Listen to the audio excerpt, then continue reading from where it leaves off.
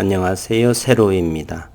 어제에 이어서 12월 24일 RF택의 영상을 주린이 분들과 함께 하겠습니다.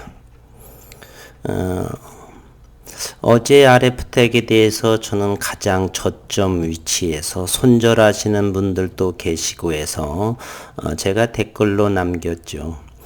주가는 가장 낮은 위치에서 14,000원대나 19,300원대나 기업의 가치는 훼손됨이 없다. 따라서 주가의 저점이라고 한다면 손절의 상황보다는 저점 매수, 선취매 차원이 좋다라고 언급을 드렸습니다. 손절하신 분들께서는 위로의 말씀을 드리고요. 오늘의 이 어제의 주가 위치는 대바닥에 위치했다라고 저는 감히 말할 수가 있습니다. 누구나 다 알고 있는 모멘텀 보조지표도 이렇게 파란 물웅덩이의 과매도 영역에 위치하고, 만약에 찹주라고 한다면 이와 같은 전저점의 위치를 깨게 되는데, 이와 같이 5G를 가지고 있고 전 세계 유일한 자연균주에서 얻은 보툴림균을 보유하고 있는 상황에서 이 전저점을 깰 확률은 대단히 낮다. 저는 기업을 그렇게 이해했고요. 오늘 좋게도 반등이 잘 나왔습니다. 잠시 과거를 돌이켜보면 지난 8월 12일에 HLB에 대해서도 대단히 최저점을 찍을 때도 저는 기업에 대해서 큰 하자가 없다라고 해서 많은 욕을 얻었는데, 그 다음날 상한가를 기록한 적도 있었고, SCM생명과학 역시 48,000원을 찍었고 얼마 전에 28,000원 정도에 계속 머물러 있었습니다. 저는 일주일에 2번 정도 지속적으로 영상을 했고 현재는 45,000원의 주가의 가격을 부여받고 있습니다. RF택 역시 저는 대단히 긍정적으로 기업을 보고 있습니다. 어제에 이야기했던 이 좋은 내용을 다시 한번 생각을 해보겠습니다. 내년 3월 이후까지의 주식을 하는 데 있어서 요 내용은 대단히 여기는 증권사 애널리스트들의 리포트 같은데 상당히 긍정적이고 공감하는 바이기 때문에 다시 한번 핵심적인 것만 어제에 이어서 다시 보겠습니다.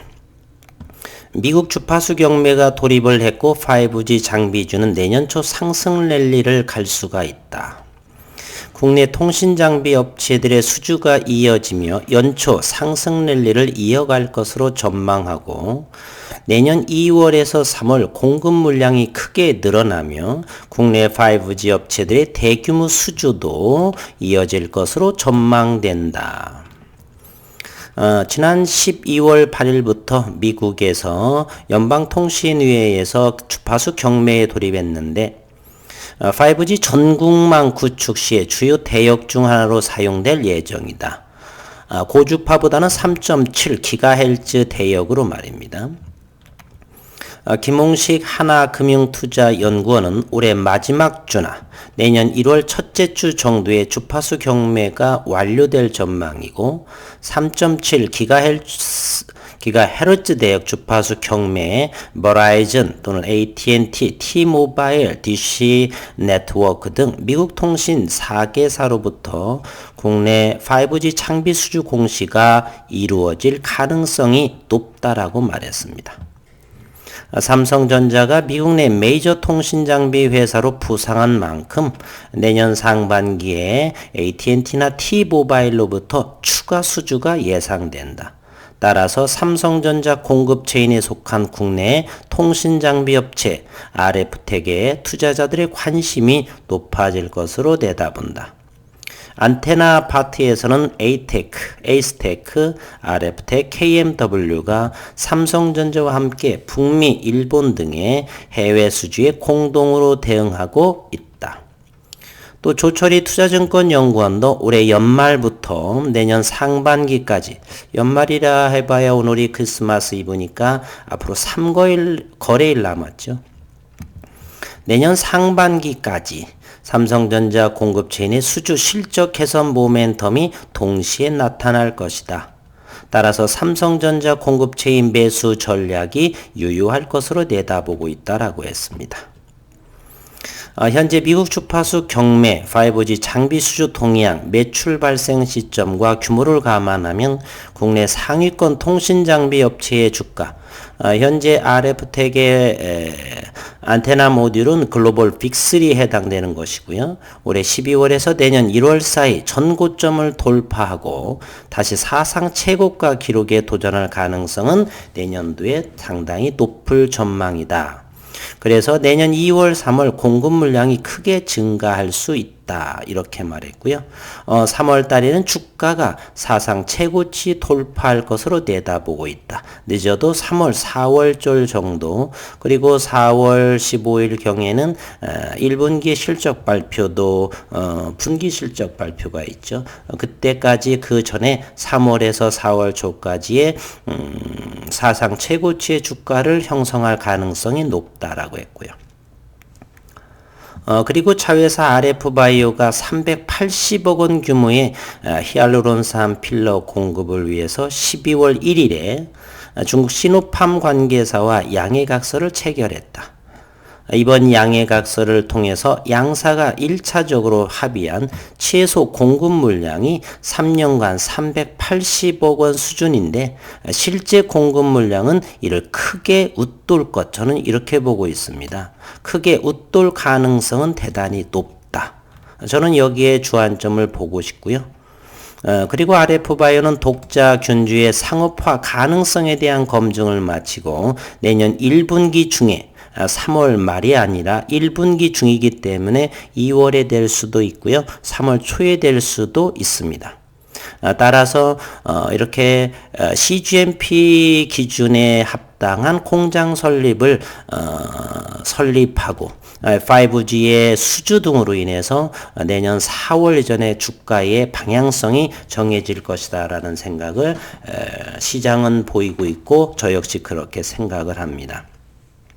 한 가지 덧붙이자면 많은 주주분들께서 균주 전수조사에서 왜 RF바이오는 다른 업체들은 적극 참여하는데 왜 RF바이오만큼은 이렇게 적극적인 모습을 하지 않느냐라는 생각에 세로이의 생각은 다음과 같습니다.